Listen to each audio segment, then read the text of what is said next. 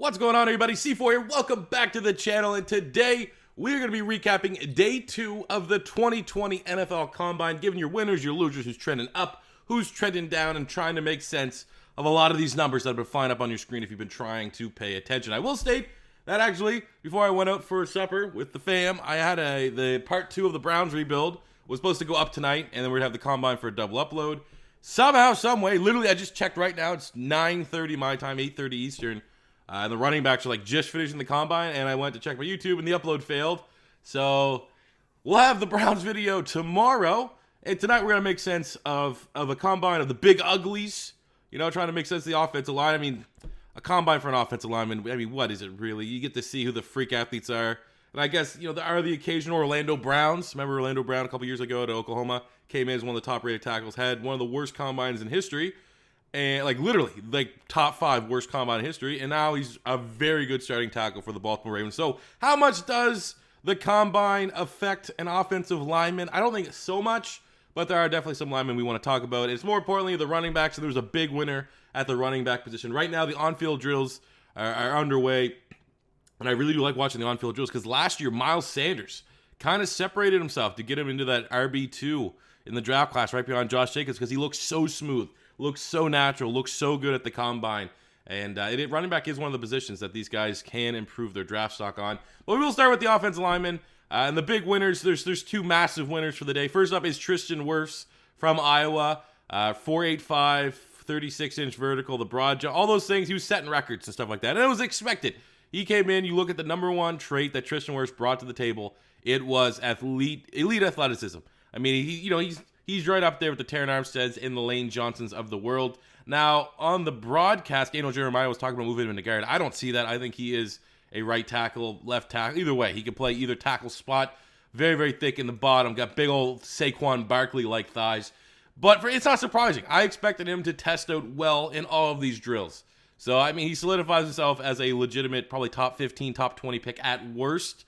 And I think honestly, he could sneak in at 10. I don't know if the Arizona Cardinals will be looking for a tackle. I think he's the perfect tackle for the Cardinals. But there is a little bit of buzz that the Cardinals might select a wide receiver, CeeDee Lamb, reunite him with Kyler Murray, maybe like Henry Ruggs' speed. But I think Wirfs to the Cardinals is a really good pick. Other tackles, Ezra Cleveland at Boise State ran a really good time. He looks solid during the drills. He's another guy. I mean, I don't want to be the dude that when they talk about things, you're always collecting receipts. Like, oh, I said this guy was going to go down look, try to make myself look smart. But for Ezra Cleveland, he was another one of those guys from my draft classes that I had a star dev. And people were like, man, who's this guy for Boise State? And why did C4 give him a hidden dev? Ezra Cleveland made some money today. He looks like one of the better day 2 tackles, like into that second tier. Another big one, Jedrick Wills looked good during the drills. I mean, on the bags, he was absolutely destroying the NFL volunteer coaches during the bag drill. Showed great hands. His footwork looked really solid, which was, for me, the number one positive that he brought was his footwork. As good as, say, like Cody Ford last year, who brought in tremendous footwork. Let Austin Jackson from USC look solid. But the big winner, I think, you got to talk about was Mekhi Becton from Louisville. Another guy, not to cast a check in, but like Ezra Cleveland. I had Becton very high in my draft classes. People were like, from Louisville? Who is this guy? See, for what? What? Why? He's 6'7", 360 and an A-plus athlete. 5.10 in the 40 is insanity. It's absolute insanity. Now, I've had him as high as my 3rd-ranked tackle, and that was about 2 months ago. The more I watch it, the more it's just scheme fit. He's not going to fit every single scheme. Not everyone is going to want an offensive lineman that big of a mauler. I can say that this pick, in retrospect, make me a little upset with the Philadelphia Eagles because this guy here is a perfect tackle versus someone like Andre Dillard that, he's okay. There's still a lot of upside for. I'm not souring on Dillard, even though I wasn't happy with that pick last year. But a guy like Becton, oh my God, he's exactly what the Philadelphia Eagles look for in linemen. I think a lot of teams. I don't know. I think Daniel Jeremiah had him going like number 4, something crazy like that to the Giants. That is possible. I mean, this is the kind of guy that Dave Gettleman would fall in love with. Big, gigantic mauler that is nimble on the ground, nimble on the feet, can lead block, can get in front, and also just destroy guys, eat guys up. So, I mean, I'm going to have to probably go back and reevaluate my tackles to adjust. I still think for my money, even though he didn't have anything amazing, he looked really actually solid during the drills. Andrew Thomas, it is really between Andrew Thomas, Tristan Wirfs, I think for tackle 1, and then tackle 2 is going to be either whoever one is the odd man out, and Mekhi Becton. But it's a really good draft class if you're in the first round and you're a team that is poised to select an offensive tackle with a premium pick. I think it's a really good try. I think there's 4 tackles that you'd be ecstatic with. I mean, the bench press for the lineman, Muti from Fresno State, the guard, he put out 44 reps. Those are, typical numbers. I like Jake Hansen from Oregon. I think he can play anywhere on the interior. He put up 33. I think he's going to be a nice little value pick on the offensive line. Ezra Cleveland, again, put up 30. Did Becton do it? Becton had 20-something. 23 for a guy that's gigantic arm. You got to think, if you ever do the bench press in your life, longer your arms, hard it's going to be to get down to your chest and fully extend them. So, you always think offensive linemen should have put up big numbers, but it's usually the more stout guys, the shorter arms. That's always helped me when I did my bench press. I always had slightly inflated bench press numbers because I don't have those long 86 gangly reach that some of the guys that we saw from this draft had. But generally speaking, offensive linemen, the core group of elite prospects, so really solidify themselves. They stood out, and I guess Becton technically probably has cemented himself in the first round conversation. And if you're an outsider looking in, he might not have always been there. Running backs. Okay. So looking at some of the running backs, A.J. Dillon from Boston College showed off some pretty good athleticism.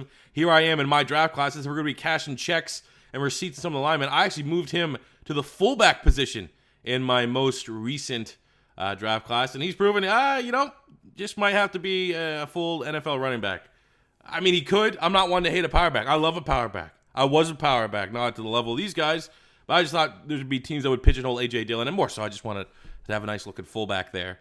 But he definitely has helped his stock by showing off the athleticism. J.K. Dobbins didn't run, so we're going to have to wait till the pro day there. But if we're looking at the 40-yard dash times, I'm disappointed with Zach Moss running at 4.7. Now, that's not his style. He's a power back. I wasn't expecting a super fast time, but not 4.7.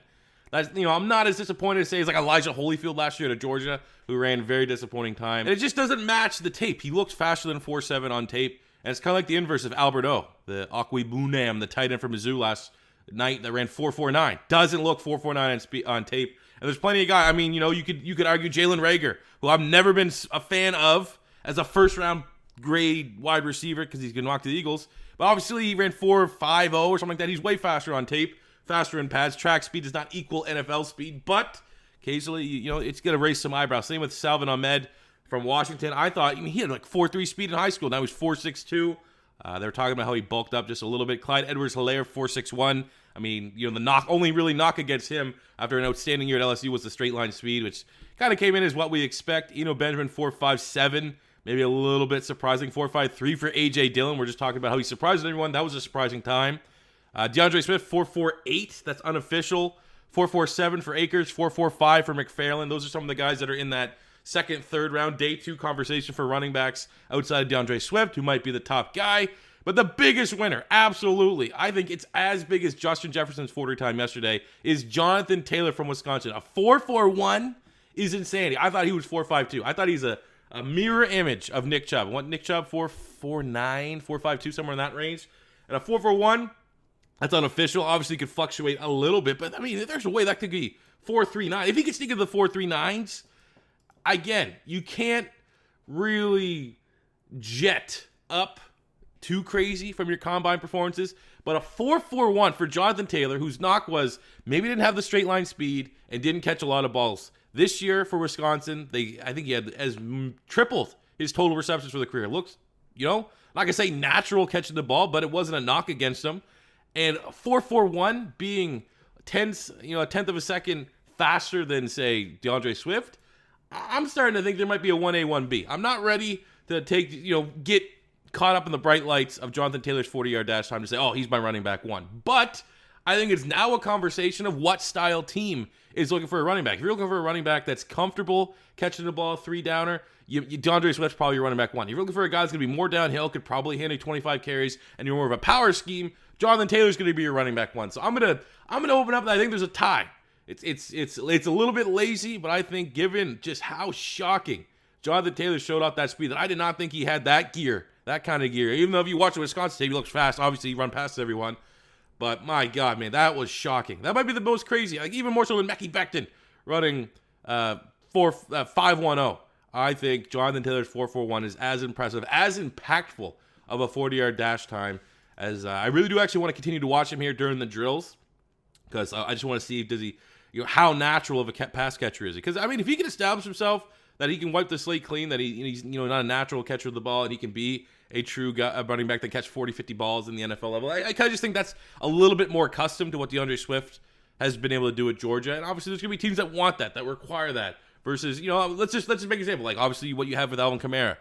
A team like the Saints, if that's the style they're going with, they're probably not going to want to Jonathan Taylor. They're going to want a DeAndre Swift. But if you're a team like, the Baltimore Ravens, that you just want to run it down their throat, a guy like Jonathan Taylor is going to get the job done. So, if we're looking at the offensive line, we're trying to see who's trending up, who's trending down. For the offensive line, and Mekhi Becton for sure is trending up. I'm not going to, put really Tristan Wirfs in trending up because this was really expected for him to be, an outstanding athlete. But I think you could look at Ezra Cleveland, definitely trending up. He looked really good in the drills. Trending down for linemen, I didn't really see anyone that was too bad, that was hyped up, that had a lot to lose. I really don't think there's anyone that hurt their stock for the offensive lineman, to be completely honest with you. For the running backs, Jonathan Taylor, that was shadow of a doubt, trending right up in the direction there. Helped his stock a whole lot. Trending down, I think that 4.7 for Zach Moss is not great. We're going to watch and see how he plays during the drills, which can help him. I think 4.62 for LaMichael Pirine was a little disappointing. 4.61 for Helaire. It would have been nice to get in the 4.5s, I suppose. But again, I think he's really going to shine during these on-field drills. So I guess Zach Moss's slow 40 is disappointing for me, so he'll be trending down just a little bit. But without a doubt, the biggest winner of the day between the running backs, linemen, and special teamers. Shout out to Matt Turk, the punter from Arizona State, to put 25 reps on the bench press. The big winner for right now is Jonathan Taylor with that 4.41 unofficial. So that does it for the recap for today's Combine. As we continue to watch the on-field drills, make sure you follow me on Twitter at PapaXC4 for my live tweets.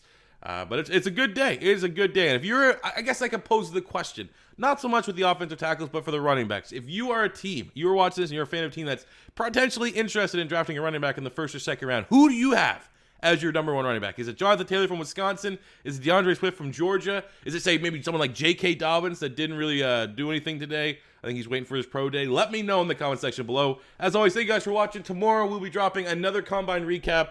Late at night when everything is done, we'll be dropping the Browns realistic rebuild. I think on Sunday it'll be more Combine recap and a return of pink slips. So lots of stuff popping in your sub boxes this weekend. So thank you guys for watching. As always, your first time stopping by, don't be afraid to hit that subscribe button. Smash the like button if you enjoyed. Until next time, it's C4 saying peace out.